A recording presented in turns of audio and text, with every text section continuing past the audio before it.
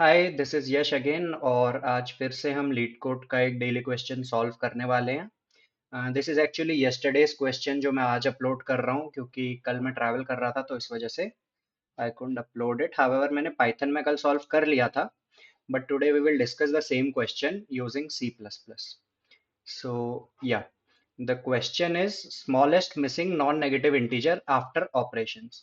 So, this thing smallest missing non-negative integer को ही हम लोग max कहते हैं. Max क्या होता है? Minimum excluded. So, first of all, let me explain in simple terms what is a max. So, अगर आपके पास एक series of numbers है like 0, 1, 2, 3, so on.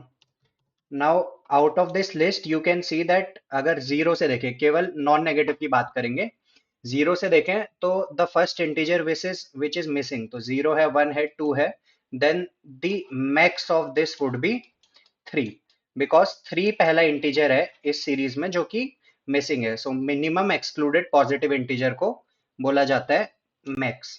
तो हमें मैक्स फाइंड आउट करना है, but after doing certain operations on the array. अगर array given है तो हम बहुत इजीली उसका मैक्स फाइंड आउट कर सकते हैं।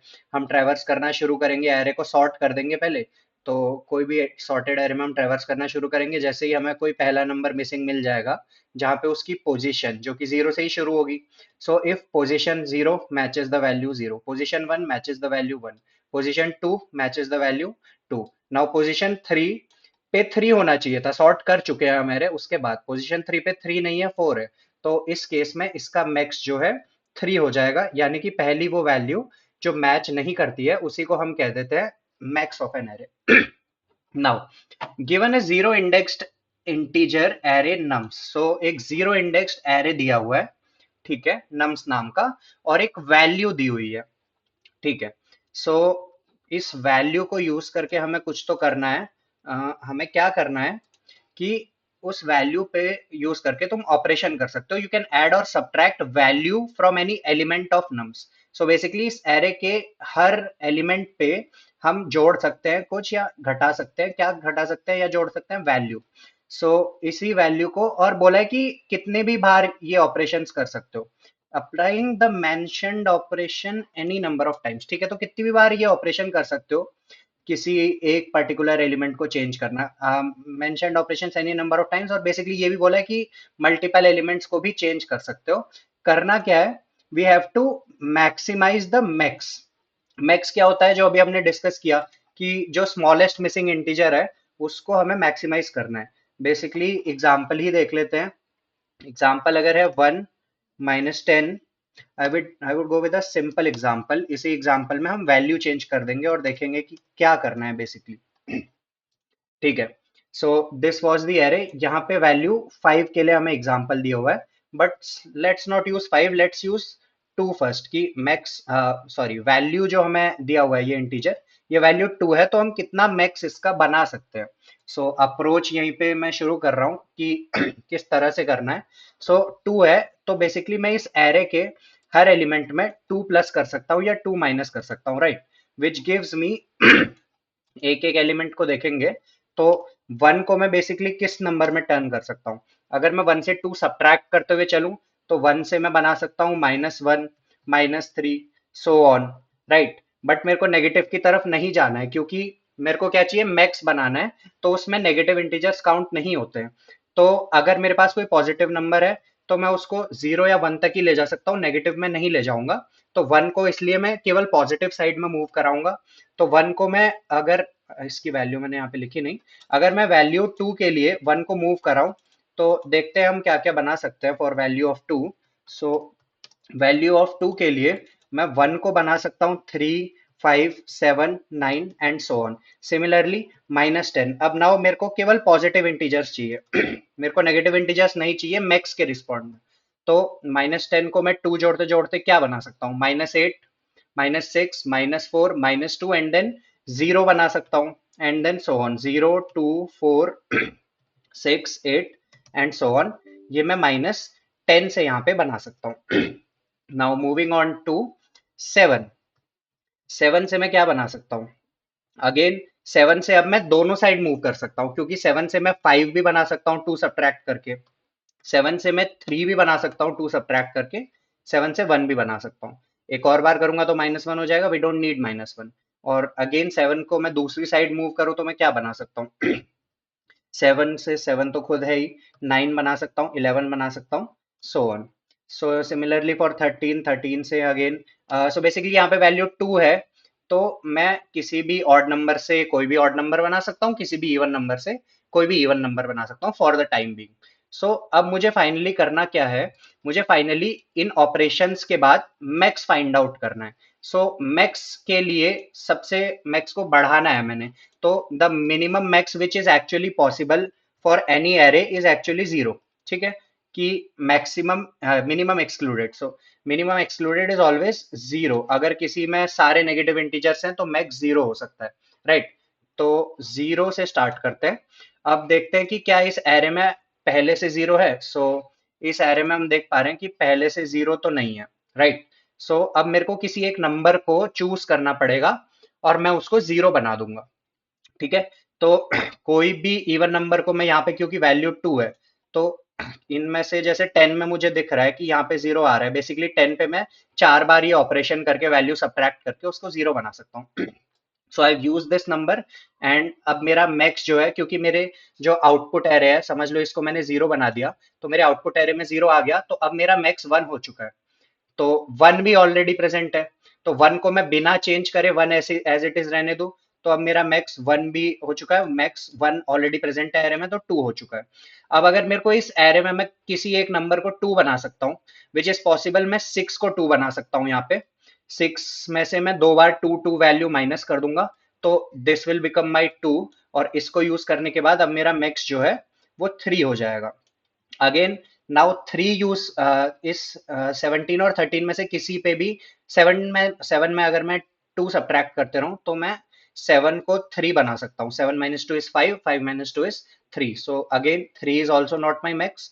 फोर आया, तो एट जो है, एट में अगर मैं दो बार ये वैल्यू माइनस करता हूँ तो अगेन मैं इसको फोर बना सकता हूँ। एंड देन थर्टीन है, थर्टीन से मैं अगेन सब्ट्रैक्ट करता रहूँ तो थर्टीन से सब्ट्रैक्ट करते करते मैं फाइव बना सकता हूँ। सो अगेन एट के बाद फोर बन गया तो फाइव, एंड नाउ थर्टीन से फाइव बन गया, समझो ये बन चुका है। तो उसके जस्ट नेक्स्ट नंबर, बेसिकली एक इन छह नंबर से मैं zero one two three four five ये बना पा रहा हूँ।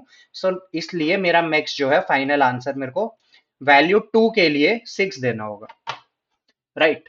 Now taking another example to make it more clear, अभी तो टू है, तो टू में हम ऑड इवन की वजह से इजीली समझ पा रहे हैं, जैसे जैसे ये वैल्यू बड़ी होगी वैसे वैसे ही ये कॉम्प्लेक्स होता जाएगा थोड़ा सा।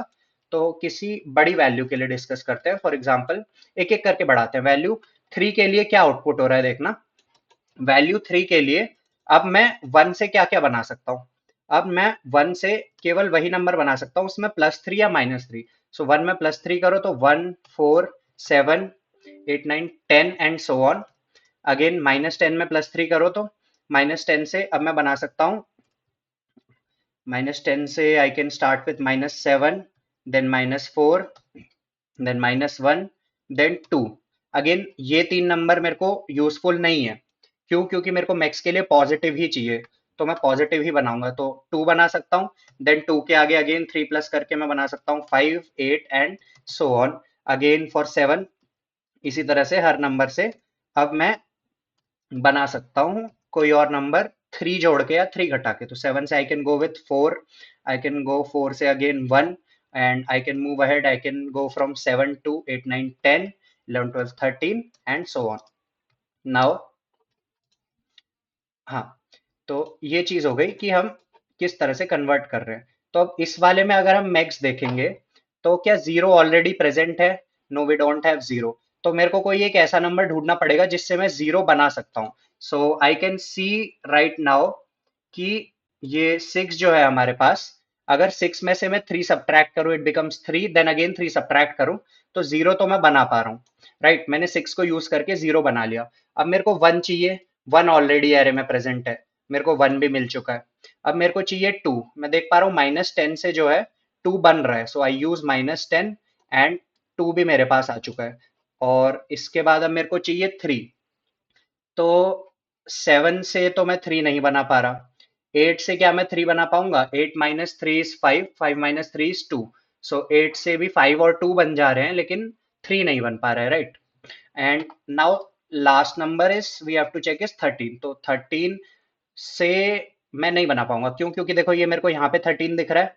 इस 13 से देखो 3 स्टेप कम करूंगा, 10, 10 से 7, 7 से 4, 4 से सीधा 1। सो 1 और 4 भी मैं 13 से बना सकता हूँ अगेन, लेकिन मैं यहाँ पे 3 नहीं बना सकता।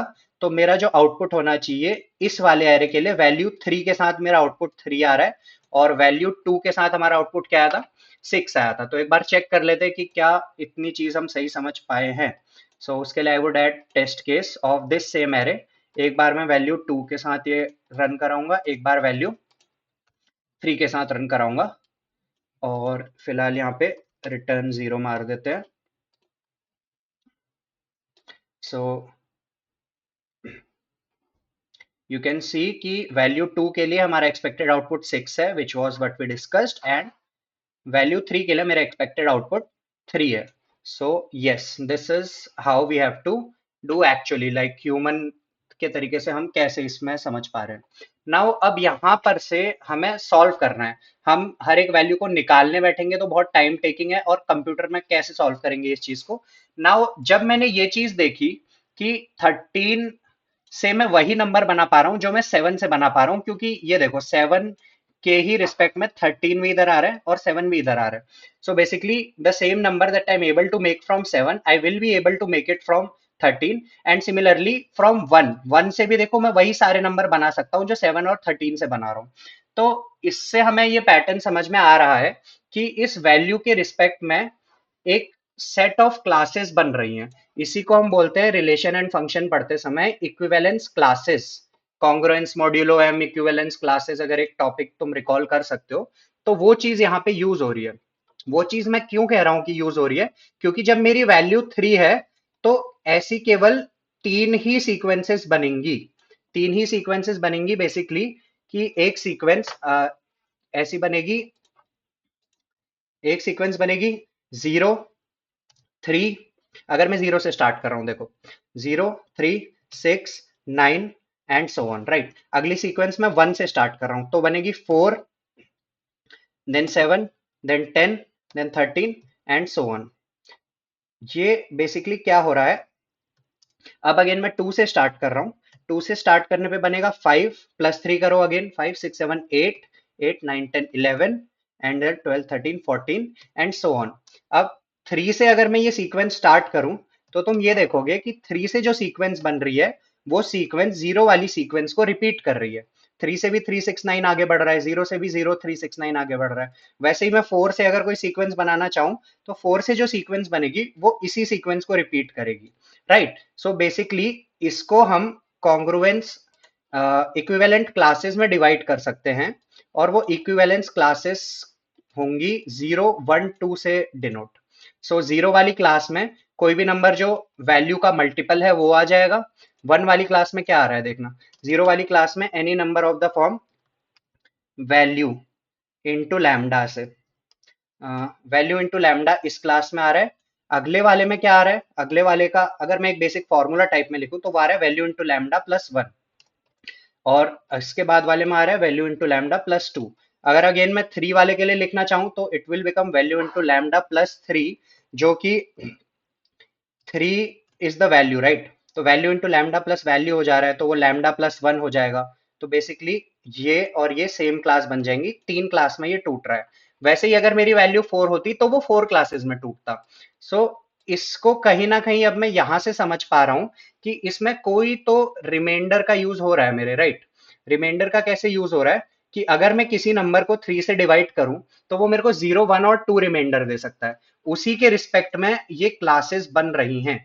और इस यहां से मेरे को ये पैटर्न समझ में आया कि मेरे को हर नंबर का रिमाइंडर कहीं ना कहीं यूज करना पड़ेगा, जिससे मेरा काम आसान हो जाएगा।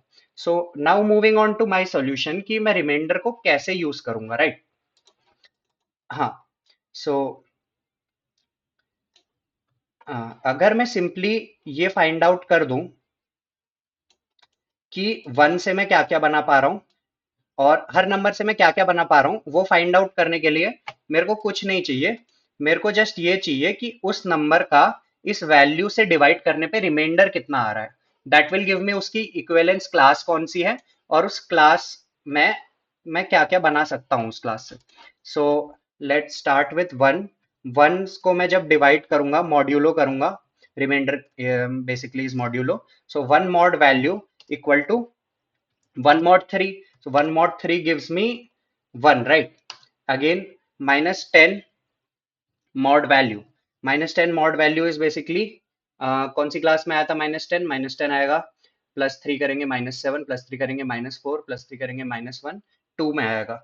So this is 2। अगेन 7 से करेंगे तो 7 वुड बी इन, 7 से 3 माइनस करो 4, माइनस करो 1।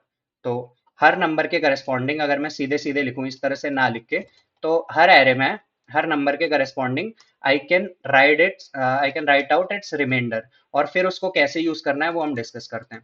सो 1 के करस्पॉन्डिंग 1 आएगा, इसके लिए 2 आएगा, 7 के लिए अगेन 1 आएगा, 13 के लिए 1 आएगा, 6 के लिए 0 आएगा, 8 के लिए 2 आएगा कि इस वैल्यू से डिवाइड करने पे रिमाइंडर क्या आया। ये मैंने एक नया एरे क्रिएट कर दिया। नाउ इस एरे को कैसे यूज कर पाएंगे हम वो देखते हैं अपना मैक्स मैक्सिमाइज करने के लिए।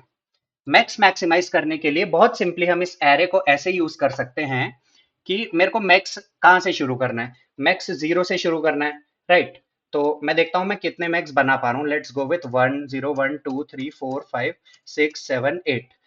और एक और चीज कि ये नंबर्स मेरे पास एक्चुअल में कितने नंबर्स हैं, मेरे पास एक्चुअल में नंबर्स है जो भी इस नम्स एरे का साइज है, ठीक है? तो एक तो लोअर बाउंड मैक्स का 0 हो गया, तो मैक्स का अपर बाउंड भी मैं यहीं पे सोच पाता हूं कैसे, कि मैक्स जो है वो हमेशा लेस देन और equal to length of nums के होगा। बेसिकली लेंथ ऑफ नम्स अगर हमें n दिया हुआ है,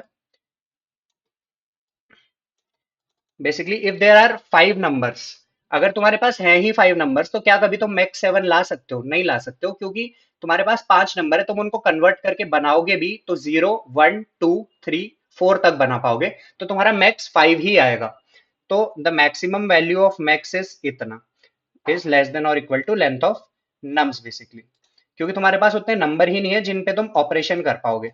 ठीक है, I hope that is clear. So now अब हम मैक्स की मिनिमम वैल्यू हमें पता चल गई, मैक्स की मैक्सिमम वैल्यू हमें पता चल गई। तो अब बस मैं क्या करूंगा, सिंपली इस रेंज के लिए मैं हर नंबर पे देख लूंगा कि क्या मेरे पास ऐसा एलिमेंट है जिससे मैं वो नंबर बना सकता हूं। तो now let's start with max equal to 0। तो क्या मेरे पास कोई ऐसा नंबर है जिससे मैं 0 बना सकता हूँ? यस, मेरे पास ये नंबर है 0, यहाँ पे आ रहा है। यहाँ पे 0 आने का ये मतलब है कि इसके करस्पॉन्डिंग जो भी नंबर है 6, मैं उससे 0 बना सकता हूँ। मैं उससे 0 कैसे बना सकता हूँ? 6 में से 2 बार इस वैल्यू को माइनस करके। सो 0 इज नॉट माई मैक्स। अब मेरे को चाहिए 1, यहाँ पे 1 आ रहा है, 1 आ रहा है, इसका मतलब 1 ऑलरेडी है, मैं यहाँ पे 1 भी मेरा मैक्स नहीं है। 2 है, 2 भी आ रहा है, 2 आ रहा है सबसे पहले -10 से, तो मैं -10 पे ऑपरेट करके उसको 2 बना सकता हूं। तो माई मैक्स इज ऑल्सो नॉट 2। अब ये जो 3 है, अगेन मुझे मैक्स 3 करने के लिए क्या चेक करना पड़ेगा? मेरे को 3 तो नहीं दिख रहा है इस एरे में, बट आई नो कि 3 is nothing but an member of equivalence class 0, 4 is nothing but a member of equivalence class 1, 5 is nothing but a member of equivalence class 2, and यही पैटर्न गोज ऑन रिपीटिंग, क्योंकि 6 भी 0 की equivalence class का member है, 7 is for 1 and 8 is for 2, right? इससे मैं क्या समझा कि अगर मेरे पास 0 है, यहां पे मेरे पास अगर 0 भी बचा हुआ होता तो मैं उससे 3 बना सकता हूं, but as you can see एक 0 मेरे पास जो था वो मैं यूज कर चुका हूं 0 बनाने के लिए, तो अब मैं दोबारा उसको यूज करके 3 नहीं बना सकता। तो यहां पे मेरा जो मैक्स है वो आंसर 3 हो जाएगा। बट अगेन ये देखो, क्या मैं 4 से 1 बना सकता हूँ? सो बेसिकली अगर मेरे पास जो रिजल्टेंट एरे में 1 बच रहा है जो कि ये है, दिस इज 1, सो 7 है, 7 कह रहा है कि 7 mod value gives me 1, but again 4 mod 1, 4 mod value also gives me 1। तो जिस नंबर से 7 से अगर मैं 1 बना पा रहा हूँ तो 7 से मैं 4 भी बना पाऊंगा, क्योंकि 7 - 3 equal to 4, and 4 minus 3 equal to 1। So basically यही वही वाली बात कि इक्विवेलेंस क्लास है तो मैं ये कर पाऊंगा। तो मैं 4 भी बना लूंगा दोबारा क्योंकि मेरे पास एक और 1 है। मैं 5 भी बना लूंगा क्योंकि मेरे पास एक और 2 है। मैं लेकिन यहाँ पे क्योंकि मैं 3 ही मिस हो गया बीच में, सो बेसिकली मैं नंबर्स को चेंज करके 0 1 2 4 5, अगेन 6 नहीं बना पाऊंगा, 7 बना लूंगा क्योंकि लास्ट में एक और 1 बचा है। तो जो स्मॉलेस्ट मिसिंग नंबर है पॉजिटिव वो 3 है, तो मेरा मैक्स है 3। अगेन ये हो गया एक चीज। नाउ अब तुम इस चीज को चेक कैसे करोगे? तुमने मॉड निकाल के रख लिया एक रिजल्टेंट एरे में। मॉड निकाल के रिजल्टेंट एरे में रखने रखना हो गया एक तरीका। बट अब तुम्हें बार बार हर नंबर के लिए चेक करना है कि वो वैल्यू आ रही है, और जो वैल्यू एक बार यूज हो रही है उसको तुम दोबारा यूज नहीं कर सकते। तो इसीलिए इसको मैं इस तरीके से स्टोर करने के बजाय, जो ये मेरा मॉड्यूलो वैल्यूज हैं, इसको मैं इस तरीके से स्टोर करने के बजाय बहुत सिंपली मैं इसको स्टोर करूंगा एक फ्रीक्वेंसी काउंटर की फॉर्म में। सो बेसिकली जीरो जीरो के करस्पॉन्डिंग 1, 1 के करस्पॉन्डिंग सिंपली वो कितनी बार आ रहा है। सो 1 is coming 3 times and 2 is coming 2 times. और इसी टेबल की जगह, इसी एरे की जगह अब मैं ये टेबल या टेबल लाइक या dictionary hash type structure use कर सकता हूँ, जो कि कुछ नहीं है, जो कि मेरा फ्रीक्वेंसी काउंटर है।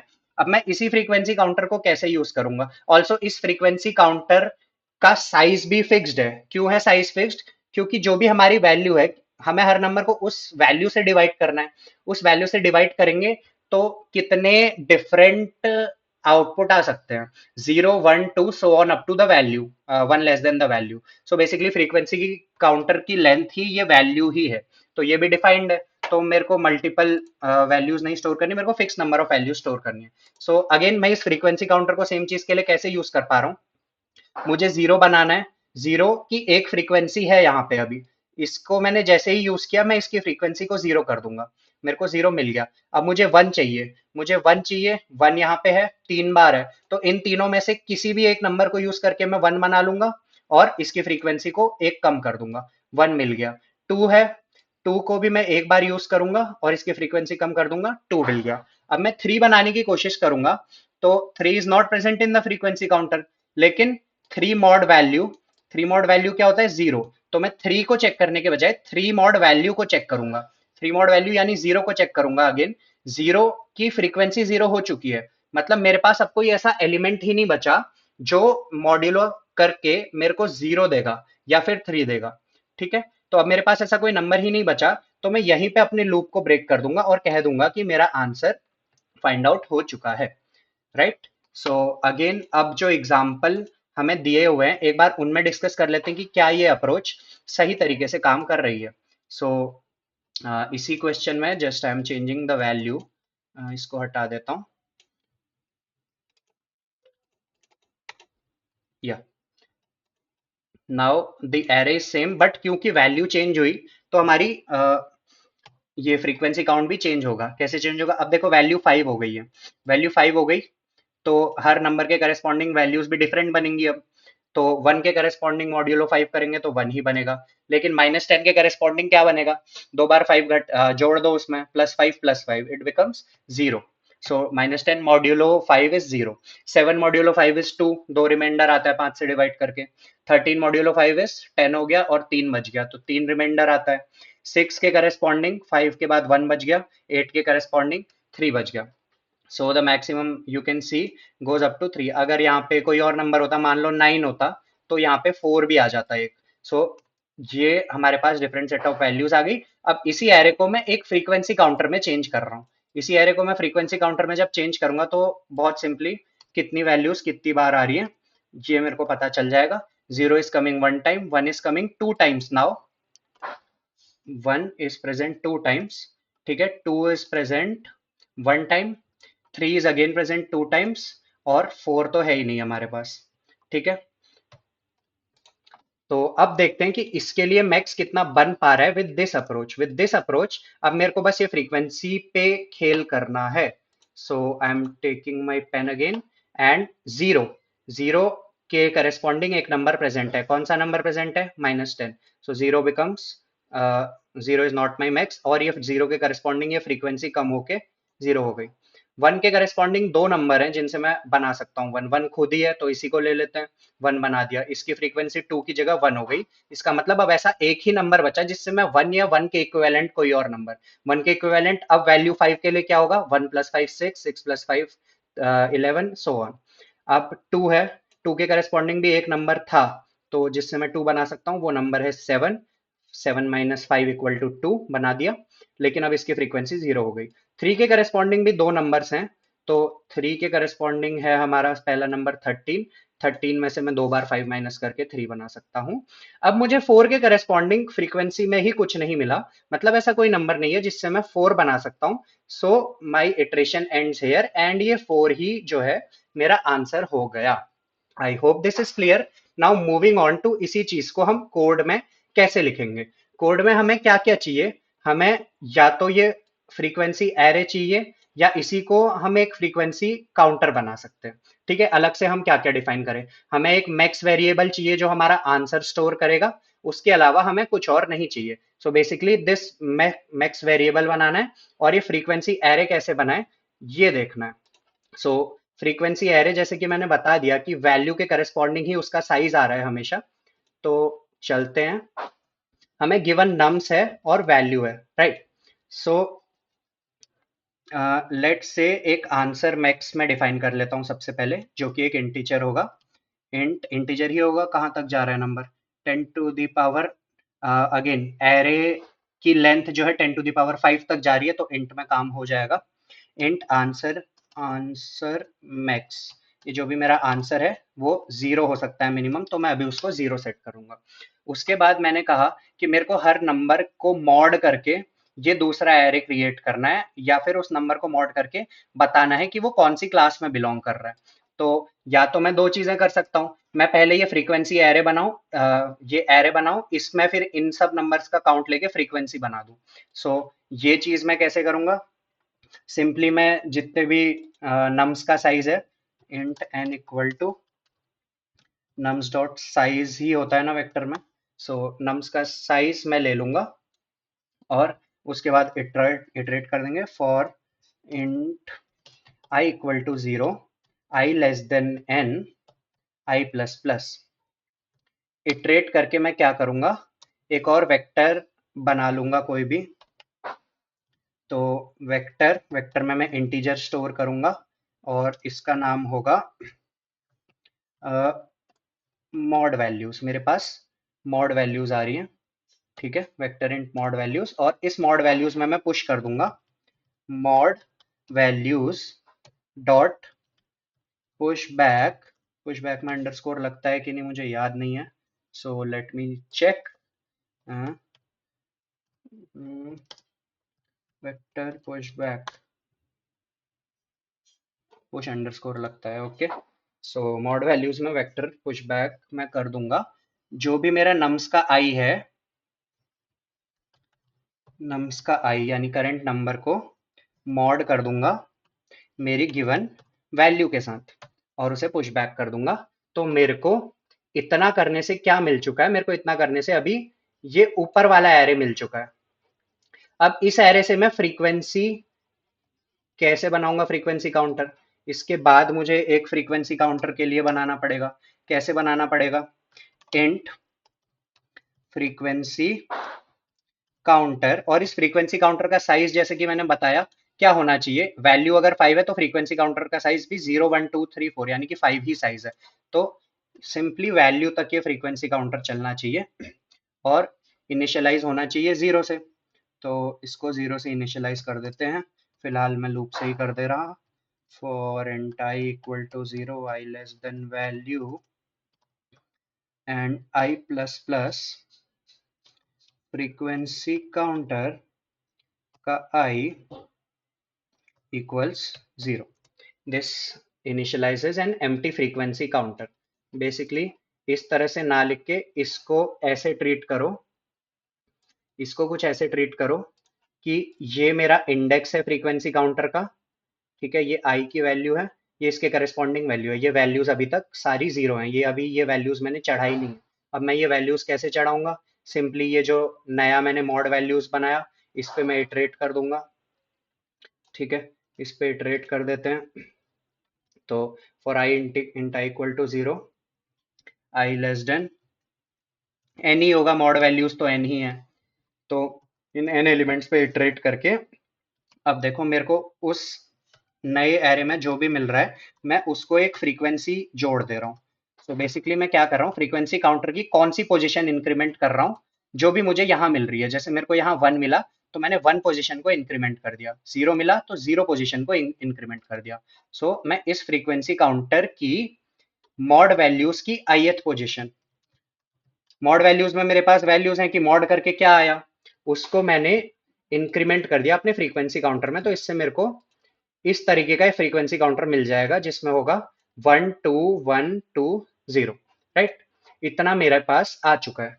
तो इसी को अगेन अब इसी चीज को मैं मॉड वैल्यूज अलग से ना बना के इसी चीज को, अगर मॉड वैल्यूज में क्या हो रहा है बेसिकली देखना, एन तक लूप चल रहा है, वो मॉड वैल्यूज में पुश बैक हो रहा है, वही चीज से फिर फ्रीक्वेंसी काउंटर में पुश कर रहा है। तो क्यों ना मैं इस पूरी चीज को गायब कर दूं यहां से, ठीक है।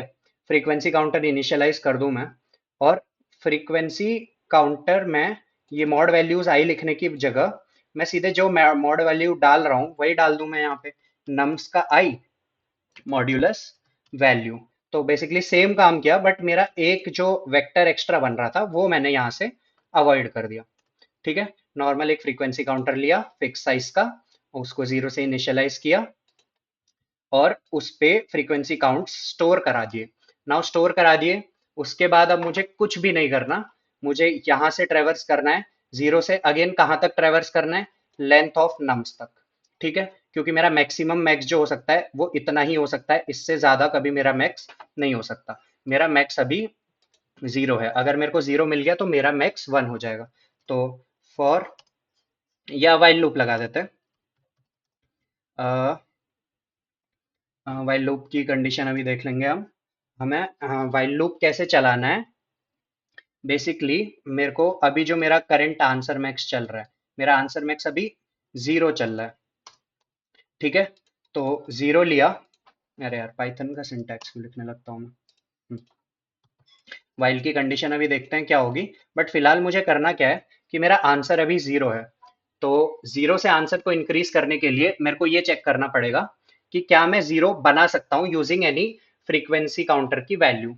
तो कब बना सकता हूँ, जब उस फ्रीक्वेंसी काउंटर पे करंट इस पोजीशन पे या इस पोजीशन पे भी नहीं, कौन सी पोजीशन पे, मान लो मेरा मैक्स आगे बढ़ चुका है वैल्यू से, तो उसके मॉड करने के बाद जो पोजीशन आएगी, बेसिकली इस नंबर को इस वैल्यू के मॉड करने के बाद जो भी पोजीशन आएगी, अगर उस पोजीशन पे 0 से बड़ा नंबर है तो मैं आंसर को इंक्रीज कर सकता हूं।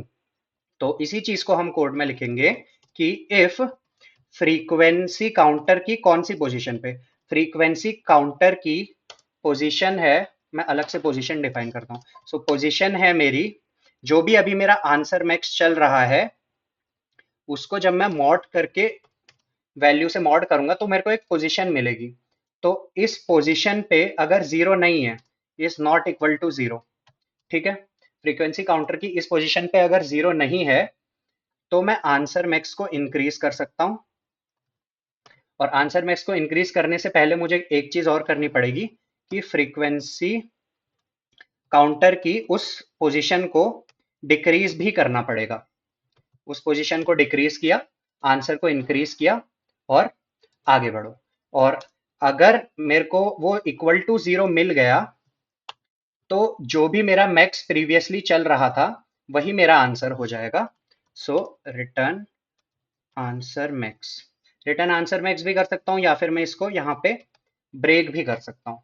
तो जैसे ही मैं इसको ब्रेक कर दूंगा उसके बाद मैं वाइल लूप के बाहर रिटर्न आंसर कर सकता हूँ, आंसर मैक्स कर सकता हूँ।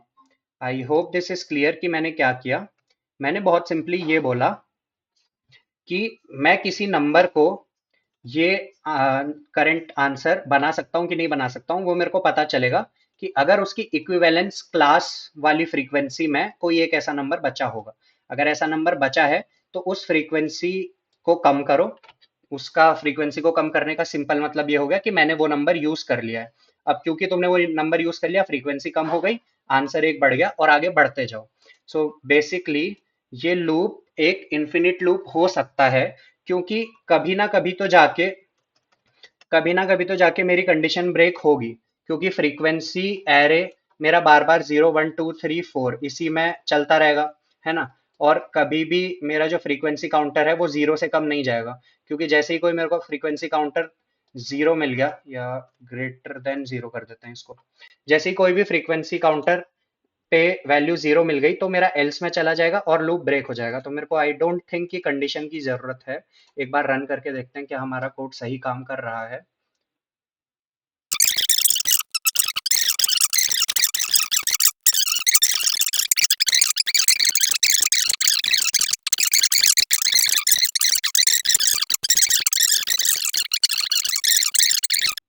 अरे सेवन नहीं, सेवन नहीं, value.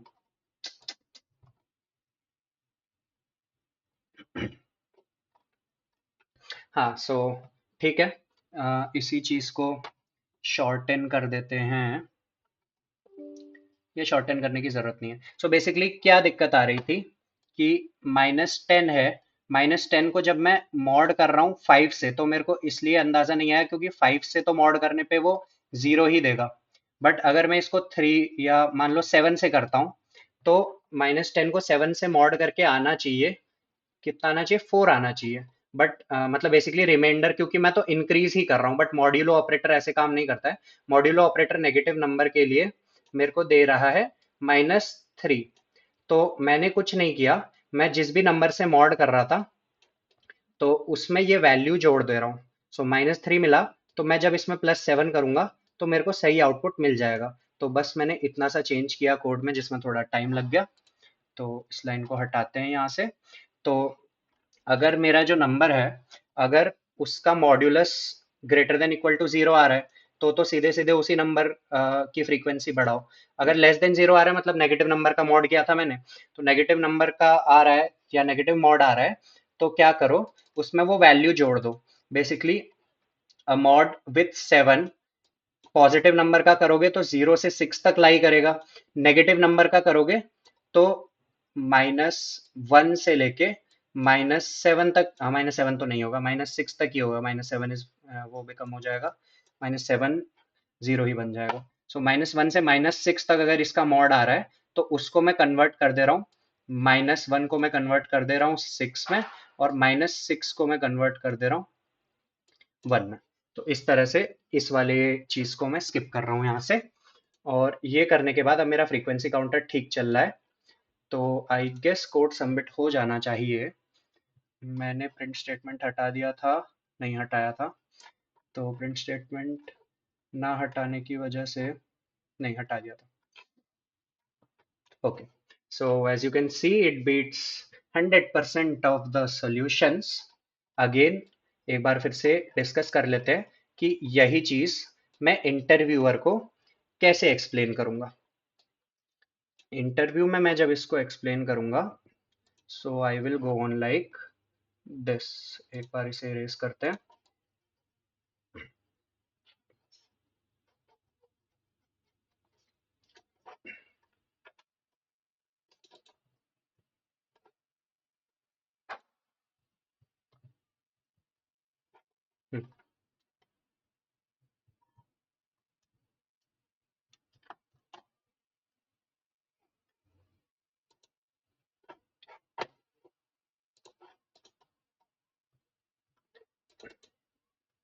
Okay, interview approach.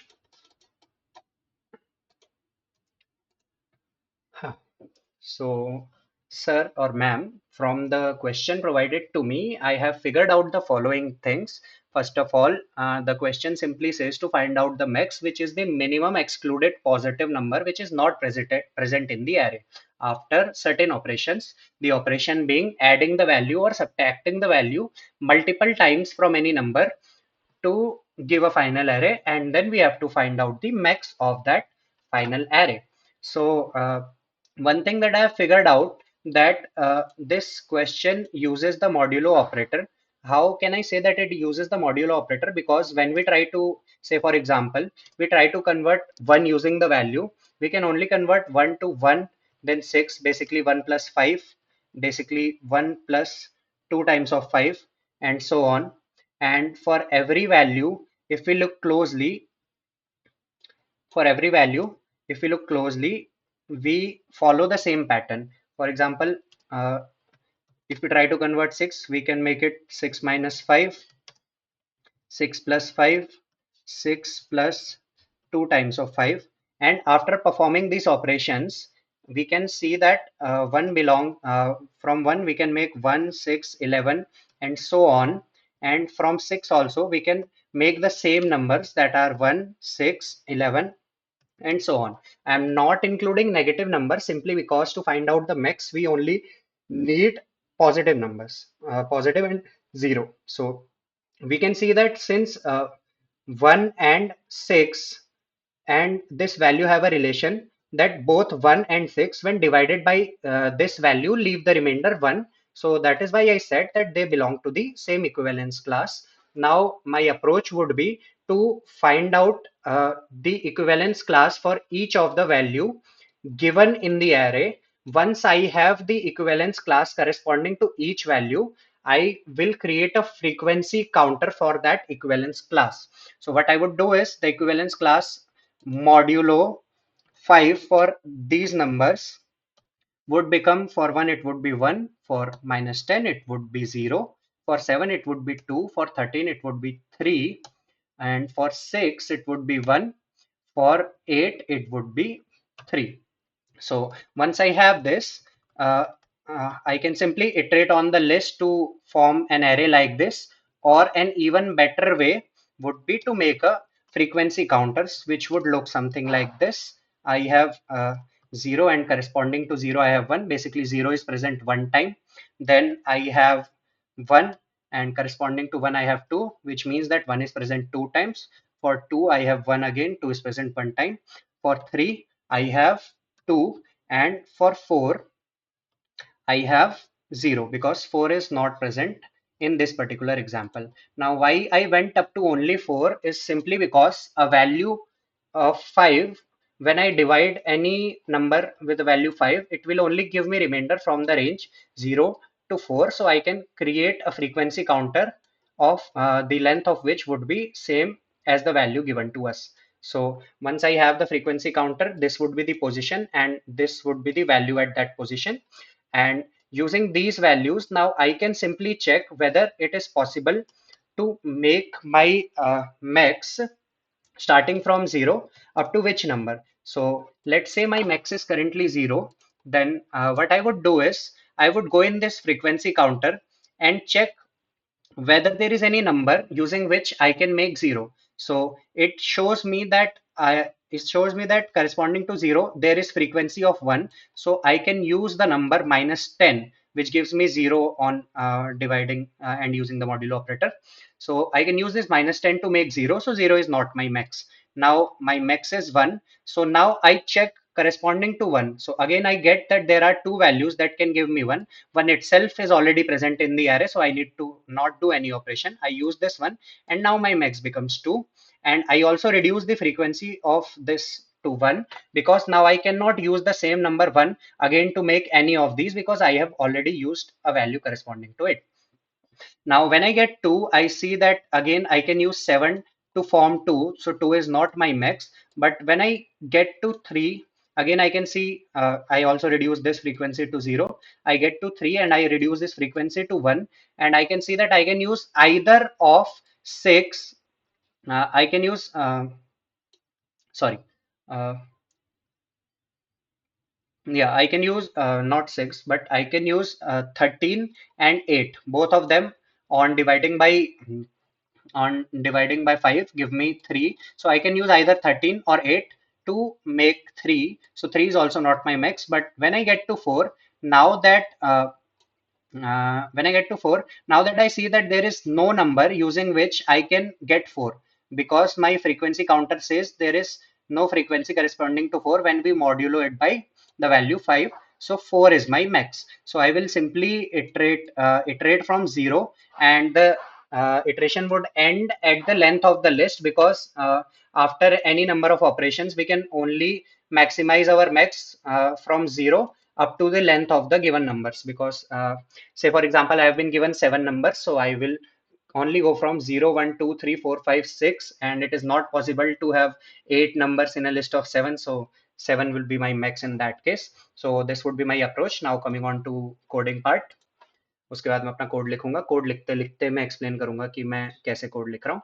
So sir, I would first take the size of the array, and then I have created a frequency counter from 0 to value. Why 0 to value? Because on dividing any number by a particular value, the remainder is always from 0 to value minus 1, so length would be equal to value only. I initialize the frequency by 0 for each element, and then for every number present in the vector, I check I check what is the corresponding frequency I should increment. And again, I handled a case where on using the modulo operator, if the number was negative, the modulo operator can give me the negative result.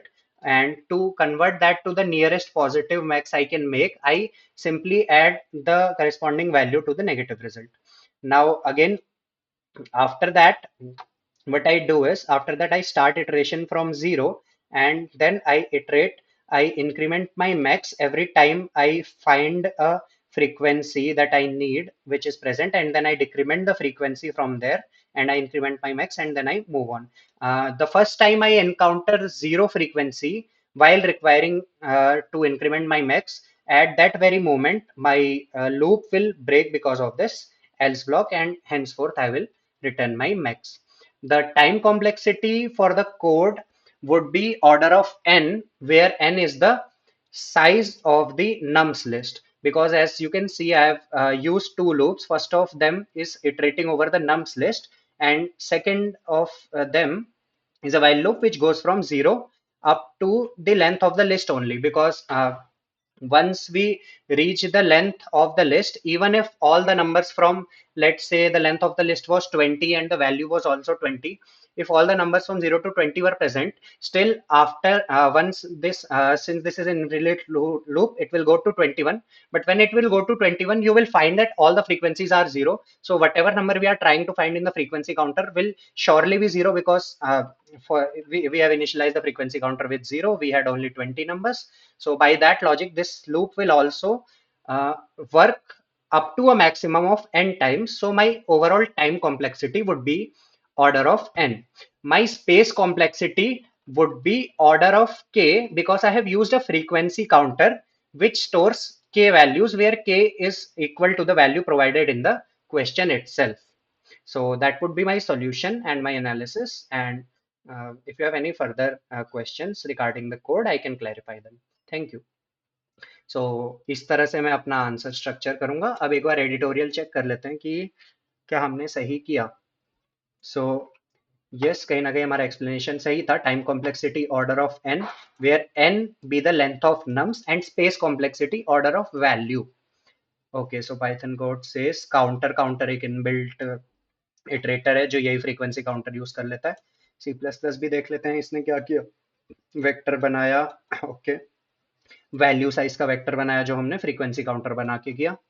और okay, सो इसने क्या किया, वही चीज जो हमारा negative और positive वाला इफ एल्स है, इसने सिंपली क्या कर दिया कि एक्स मॉड वैल्यू किया.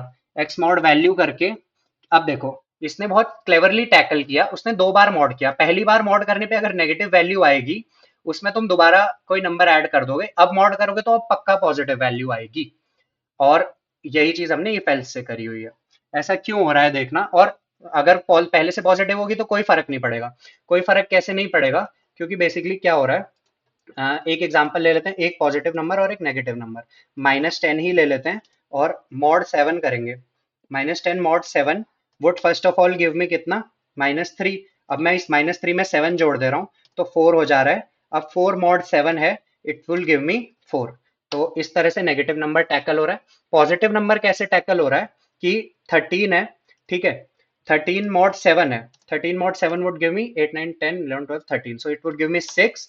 अगेन मैं इस 6 में +7 करूंगा तो भी कितना ही आएगा, 13 ही आएगा. या कोई और भी नंबर होता. बेसिकली उसी नंबर से दो बार मॉड कर रहे हैं, मतलब उसी का मल्टीपल तुम उसमें ऐड कर रहे हो ना, तो उससे रिमाइंडर पे तो कोई फर्क पड़ेगा नहीं। तो इस वजह से इसका ये इफ एल्स सिंगल लाइन में हो गया। This is a clever trick. Now max again इसने जीरो से स्टार्ट किया और इसने चेक किया। ओके, सो इसने वाइल ट्रू करने की जगह इसने यही कंडीशन को उठा के ऊपर डाल दिया कि वो पोजीशन पे अगर जीरो मिल गया तो ब्रेक कर दो। मैंने वो इफ एल्स में किया है, तो हाँ ये भी कर सकते हैं। But in the and more और लेस सेम ही चीज हो रही है। फ्रीक्वेंसी काउंटर से वैल्यू निकाल के उसको डिक्रीमेंट किया और मैक्स को इंक्रीमेंट कर दिया, फाइनली आंसर को रिटर्न कर दिया। So that's all. Feel free to reach me out in case of any doubts and thank you. आज वाला प्रॉब्लम भी सॉल्व करते हैं इसके बाद। वेयर इज द, हाँ, so that would be all. Okay, bye bye.